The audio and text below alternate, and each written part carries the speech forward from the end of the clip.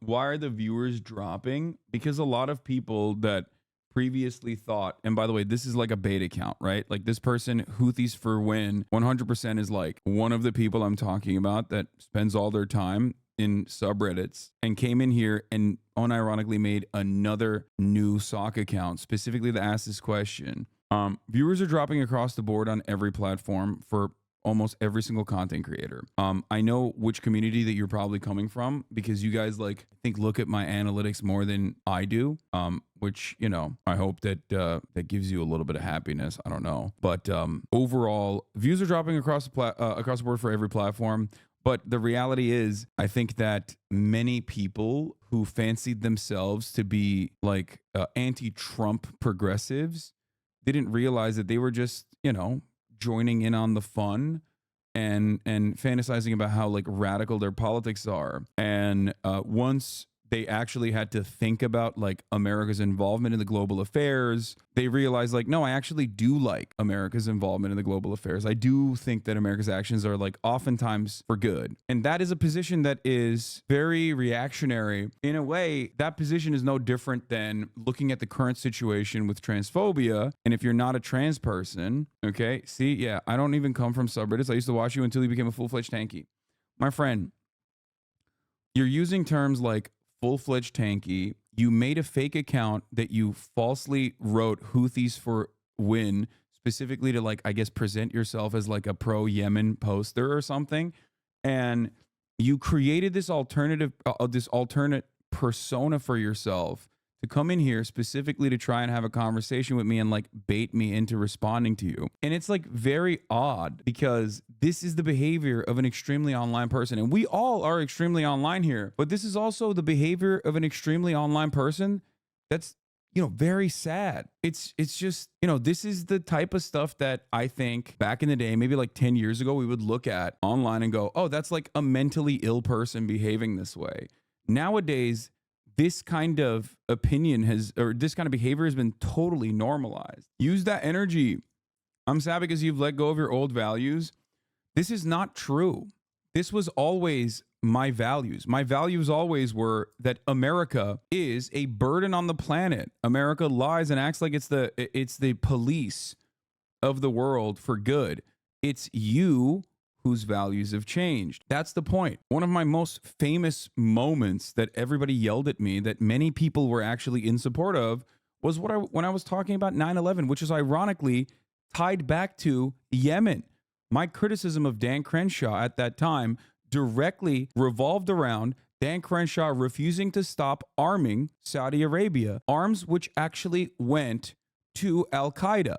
Al-Qaeda, which was operating in Yemen, doing a genocide. That is not a change in values. You, and I really hope you can be a little bit more critical of your own personal perspective here. Your values shifted because it was hot to shit on Donald Trump because Donald Trump was giving arms to Saudi Arabia, so it was fucked up. But when Joe Biden does it, maybe that's not so fucked up. Maybe Joe Biden is bombing Yemen for a good reason, rather than Donald Trump arming Saudi Arabia to bomb Yemen and force a blockade was for bad reason, right? That's the entire point here. My values did not change. Your values changed. And perhaps maybe you became complacent with American empire. Maybe you started watching people. Yeah, I mean, here's you talking about this. The same shit in 2018 before 821 and when you had sub 200 viewers. Following my Twitch. Again, over the other. Now, of course, they're not identicals. They're not identical situations. But the reason why I'm mentioning this is because of 9/11, U.S. imperialism kicked it into overdrive and caused destabilization worldwide and has made the world overall a less safe place. The United States has caused more global terror than Al-Qaeda could ever imagine. That is a verbatim, consistent position that I've maintained and wrote about extensively and talked about extensively for the past 10 years. So tell me once again, why do you think my values have changed? And that's the thesis. That's the real tea. And then also, not only destabilizing entire regions around the world, but also domestically spying on its own citizens, spying on innocent citizens living here. Patriot Act was pushed. The Department of Homeland Security was created. This only happened for. How are we going to adapt to the changing landscape? My friend, I had like 35 people watching me at this point in 2018. What do you think? It's not like I arrived at these positions because I was like, this is going to be popping. I'm used to not having a shit ton of followers and a shit ton of money. I didn't do this because I thought, oh yeah, I'll definitely make a shit ton of money and gain a shit ton of followers if I keep saying these things. This is the reason why I've always laughed at people who say, oh, you're grifting to the left. There was maybe a short window of time, an opportunity that you could try and grift to the left, but that time passed. And every single person, you remember when you made a graph showing revisionist, Marxist, and center? You described yourself as in between Bernie and revisionist? Yeah. What are you talking about? Okay. That's perfect. Yes. What do you mean? Do you think that changes my position at all? Or do you think you don't understand what these terms mean? Anyway, that's my point. Listen, here's the thing, okay? Here's the thing. And I'm gonna be as charitable as I possibly can, even though you're very clearly in here to troll, right? Now, remember and remind yourself, you started out by saying, I'm sad because you've let go of your old values.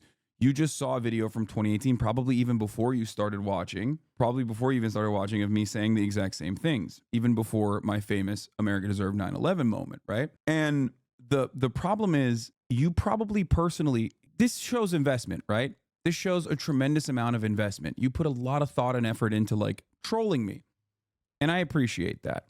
So I'm trying to help you walk through this really quickly. The fact that you put this much effort into trolling implies that like this is something you care about quite a bit. That means you're very passionate about this position that I have not maintained my values, right? And the issue is maybe your values have shifted from a time where, you know, you had a different perspective on American foreign policy. So where is this coming from? Are you being fooled? Has your values genuinely shifted? Or did someone explain things to you in a very weird slant that made a lot of sense for you because it appealed to this inherent fear that everyone has? Everyone fears change, and everyone fears instability, and everyone fears the unknown. This is at the heart of reactionary politics. And reactionary politics can be everywhere. It can be in a group of individuals that consider themselves to be socialist. People that personally say that they are socialist can still very much maintain a lot of reactionary opinions when it comes to the issues that I talked about, specifically American foreign policy. I think what ended up happening for you and for many others is that a lot of content creators saw a lane, maybe because they organically did not think about it and were like, oh, I think I like America. I much prefer like America to scary China. Like, what if China takes over? Right? And then they're doing scary Chinese things. We don't know. What if they are? They are bad after all. Look at what they did in Xinjiang, right? And I think that very real fear that a lot of people have causes them to not think clearly about America's actions. And it's a genuine intellectual weakness for many who ostensibly consider themselves to be on the left. This intellectual weakness causes intellectual incuriosity. A terrorism label is a perfect demonstration of that. But you can adapt without changing your views. People have done it in the past. What do you mean? God damn. I've written so much that I forgot I wrote an article about Yemen in 2016. Chatter is talking about this video. Your values did not change. You are still a democratic socialist. Period. That said, anarchists still count as socialists. I'm new, but if your values have changed, they seem to have changed for the better. No. What's going on in Yemen, and why aren't we talking about U.S. involvement? October 18th, 2016. Let's talk about the U.S. involvement in war crimes in the Middle East because no one else is. Donald Trump's sexual assault accusations, Hillary Clinton's transcripts that reveal her true positions, and most importantly, Kim Kardashian's recovery after the gruesome break-in that occurred in Paris. These three headlines dominated news this past week, crowding out the comparatively unimportant news that a Navy destroyer in the Red Sea fired a barrage of cruise missiles at 3 radar sites controlled by rebel Houthis in Yemen. What's happening? The Navy has described these strikes as a response to missiles launched by Houthis towards the USS Mason, an American cruiser patrolling the Red Sea. But this retaliation is looking more and more like a tipping point in the escalation of U.S. involvement in the ongoing civil war in Yemen. To further complicate matters, the Houthis have denied they fired the missiles targeting U.S. warship to begin with. But let's try to break it down. At the top of the hour, there was a 3-minute ad break, and that 3-minute ad break passed, but I'm going to run it now. If you no longer want to see those ads, all you need to do is subscribe. That is new. That is a thing that has changed. For sure. The Yemen civil war's starting point can be traced back to a political transition of power between Yemen's longtime authoritarian president, Ali Abdullah Saleh, who resigned after 33 years under pressure from 9 months of deadly Arab Spring protests. He passed on the power to his deputy, Mansour Hadi. You literally are the most consistent content creator. It's insane as someone who watched a lot of your old stuff and how much you repeat yourself almost word for word. Not parroting, but the same analysis. Yeah, I mean, this is, again, talking to Jewish Currents' senior editor, Noah Colwyn, about Israel's controversial nation-state bill. This was a Facebook stream that I did on the 20th of July. That's so funny. With, again, my friend Noah Colwyn. Some things don't change, ladies and gentlemen. Some things, unfortunately, stay the very same. I think you should put his money where his mouth is and donate some as well to the newly emerging ship tourism industry in Yemen. Okay, dude, you don't have to send me like an obviously mentally unhinged, mentally ill person probably trying to meme with like 30 likes and barely. We're having a much better conversation, I think. Now, Houthis for Win has stopped talking because he probably realized that he's in the wrong, and there's also no interest in like re-examining their own personal positions, so they just left. But I think this is good because I didn't even realize I wrote this. It's been so fucking long. I probably made a video about it. But Hadi struggled to deal with a separatist movement led by forces loyal to Saleh and with the Houthi movement, which champions Yemen's Zaidi Shia population. Aside from the opposition, problems in Yemen, already the poorest country in the Middle East, became unmanageable due to a range of issues, including frequent al-Qaeda attacks, long-standing corruption, persistent unemployment, and food insecurity. The Houthis were largely successful and even imprisoned Hadi in the end, driving him out of the country, which is when the Saudi bombings began. In 2015, Hadi returned to the Yemeni port city of Aden after Saudi-backed government forces recaptured the city. This is probably one of the cherished memories which has robbed you from your brain rot. Saudi involvement. But why would the Saudis want to get involved in another country's civil war in the first place? Ever since Saleh's resignation, the Saudi government has been attempting to influence the outcome of the struggle in favor of the internationally recognized Hadi government. In an effort to gain more international support, the kingdom has also branded their efforts as a proxy war between Shias and Sunnis and against Iran. The Saudis claim that this war bred from regional tensions between Sunnis and Shias competing for supremacy across the Middle East. Meanwhile, Iran's Shia government officially recognizes Hadi and has denied arming or supporting the Houthi movement. And even the most exhaustive studies have concluded that Iran's involvement had been minimal and limited to small arms in comparison to the U.S.'s more direct intervention. At the time, this was true. Since then, of course, Iran has greatly, this is back in 2015, 2016. So at the time, the Iranian government recognized officially recognized Hadi and were offering small arms. Since then, a lot has changed. That's why they have those rockets, if you recall. I'll cover the video in a second. I'll show you the video, which already included a massive supply of arms to Saudi Arabia. But now, after this weekend's cruise missile attacks, has progressed to active participation in the conflict, yet the U.S. news media continue to all but ignore Yemen's civil war or relegate these stories to the back pages. U.S. involvement. So how did the U.S. get involved? Well, aside from the $110 billion worth of arms the Obama administration has sold to Saudi Arabia over the course of the past 8 years, not to mention another billion that was recently approved, the U.S. has long been assisting the kingdom. By the way, this is when I was at the Young Turks. This is when I was making videos, cooking them up at the Young Turks. Let's see what people were saying when they uploaded this video. in, I guess, October 2016. A U.S. Navy destroyer in the Red Sea recently fired on Yemen. How did the United States military get involved in Yemen's civil war? This got 99,000 views. Not bad. The Young Turks. Why not call yourself the real natural name Young Zionists? That was the original Young Turks back in the time. Responsible for the genocide against Armenia and a lot more. We are tired of terror and innocent kids dying of hunger. This video was made almost a year ago. Since then, the cholera outbreak, which termed sporadic, has grown much, much worse. They choose to fight. Then they must take the consequences. Too many people, too many problems. They talk about Syrian children because it's orchestrated fake news. Assad isn't gassing them. Da-da-da-da-da-da. Just EMP those countries and cleanse the countries manually. How about living the Middle East to sort out its own problem for a change? Your shirt and puffed up chest distract me. I can't focus on what you're saying. The U.S. has long been assisting the kingdom with intelligence and logistical support. The steady influx of arms shipments could have been seen as a part of an attempt to limit the Iran-backed Shia-controlled territories in the Middle East, but its most obvious goal is to keep Saudi Arabia, one of the U.S.'s most important allies, happy. While this latest attack is the first instance of direct involvement, it is relatively proportional and reasonable compared to the heinous war crimes committed by Saudi forces that the U.S. happily turns a blind eye to.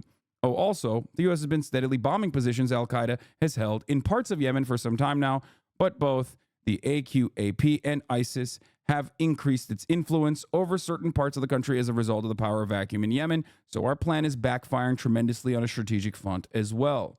Devastation in conclusion. The problem isn't just that this political power play isn't working, it's that the people of Yemen are dying directly as a result of the actions taken by our Saudi allies. While both the rebels and the regime have committed atrocities, according to a UN report, the Saudi-led coalition bombings has been responsible for the bulk of the killings, which have claimed the lives of 6,800 Yemenis.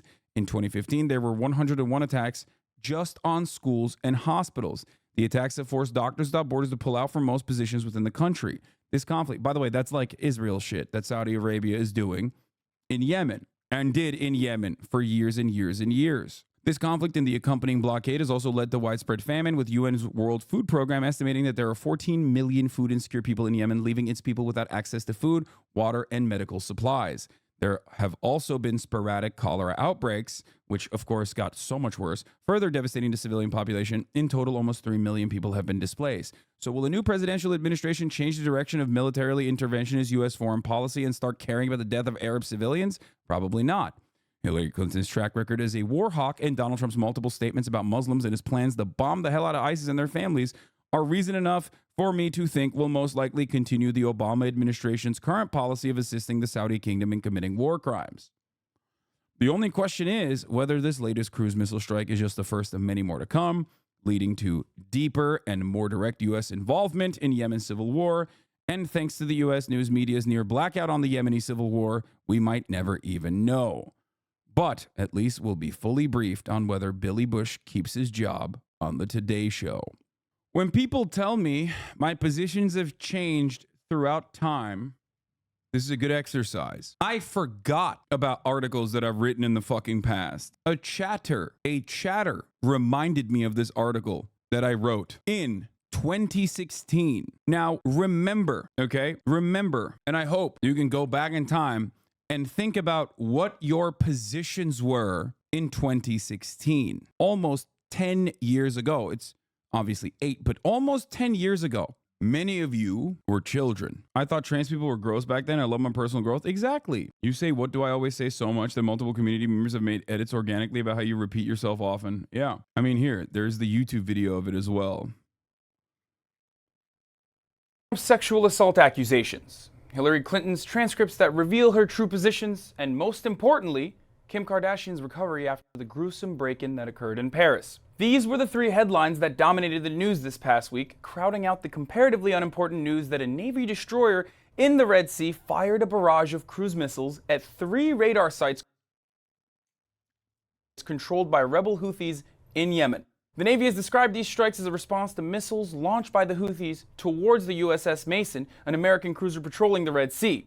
But this retaliation is looking more and more like a tipping point in the escalation of U.S. involvement in the ongoing civil war in Yemen. To further complicate matters, the Houthis have denied they fired the missiles targeting the U.S. warship to begin with. But let's try to break it down. The Yemen civil war's starting point can be traced back to a political transition of power between Yemen's longtime authoritarian president Ali Abdullah Saleh, who was resigned after 33 years under pressure from 9 months of deadly Arab Spring protests. He passed down power to his deputy Mansour Hadi. But Hadi struggled to deal with the separatist movement led by forces loyal to Saleh and with the Houthi movement, which champions Yemen's Zaidi Shia population. Now, aside from that opposition, there were more problems in Yemen. It was already the poorest country in the Middle East, and these problems became unmanageable due to a range of issues, including frequent al-Qaeda attacks, long-standing corruption, persistent unemployment, and increasing food insecurity. The Houthis were also largely successful, and they even managed to imprison Hadi. In the end, they drove him out of the country, which is when the Saudi bombings began. In 2015, Hadi returned to the Yemeni port city of Aden after Saudi-backed government forces recaptured the city. But why would the Saudis want to get involved in another country's civil war in the first place? Well, ever since Saleh's resignation, the Saudi government has been attempting to influence the outcome of this struggle in favor of the internationally recognized Hadi movement. In an effort to gain more international support, the kingdom has also branded their efforts as a proxy war between the Shiites and Sunnis and against Iran. The Saudis claim that this is a war bred from the region. Can you wear makeup before coming on streams like you did for TYT? I wasn't wearing makeup. And that's such a weird question. Like, oh, I should have never read that. That's like a classic, very strange, like parasocial, backhanded compliment ass question. And it's just like you shouldn't have written that, and I should have never read it. You know what I mean? It just like leaves both of us, I hope, feeling gross in the aftermath, especially because like I assume you have a level of like self-awareness, right? Once I call you out. Regional tensions between Sunnis and Shias competing for supremacy across the Middle East. Meanwhile, Iran's Shia government officially recognizes Hadi and has denied arming or supporting the Houthi movement. And even the most exhaustive studies have concluded that Iran's involvement has been minimal and limited to small arms in comparison to the US's more direct intervention, which already included a massive supply of arms to Saudi Arabia, but now, after this weekend's cruise missile attacks, has progressed to active participation in the conflict. Yet the US news media continue to all but ignore the Yemen civil war or relegate these stories to the back pages. But let's talk about the US for a second. How did the US get involved?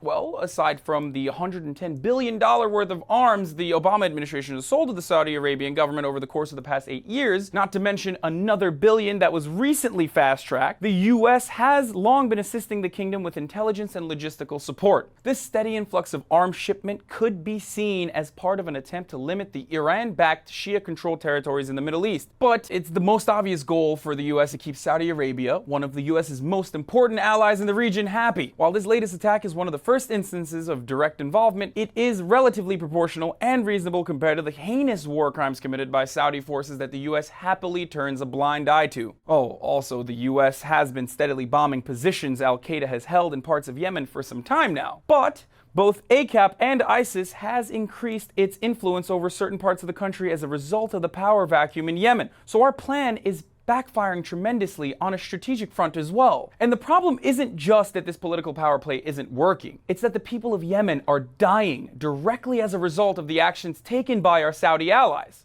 While both the rebels and the regime have committed atrocities, according to a UN report, the Saudi-led coalition bombings has been responsible for the bulk of the killings, which have claimed the lives of more than 6,800 Yemenis. In 2015, there were 101 attacks just on schools and hospitals. The attacks have forced Doctors Without Borders to pull out from most positions within the country. This conflict and the accompanying blockade has also led to widespread famine. The UN's World Food Program estimates that there are currently 14 million food insecure people in Yemen. The blockade has left people without access to food, water, and medical supplies that they desperately need. There have also been sporadic cholera outbreaks, further devastating the civilian population. In total, almost This is precisely, for the record, this is precisely the reason why it's just like you can never take like drama farmers who say like Hassan spreads misinformation or doesn't know what the fuck he's talking about seriously, because almost every single one of those dudes in this time frame, while I was covering Yemen, for example, or covering Israel, Palestine, for example, back then they were screaming the N-word into their microphones. Okay, just because they claim that their positions have changed a little bit and they've become a little bit more, I guess, media friendly, doesn't change the reality that there's still a lot of underlying resentment to Islam, underlying resentment to Arabs, an underlying defense of American imperialism that's trapped in there that they haven't really genuinely looked into and changed their minds on. Okay? People that say I'm a grifter don't realize that these positions were not exactly favorable. Okay? They were not favorable or popular back then either. But it's profoundly easy to turn around and go, let's be real, dude. This guy doesn't know what the fuck he's talking about. Come on. Am I right here? Look at this clip. That's 8 seconds.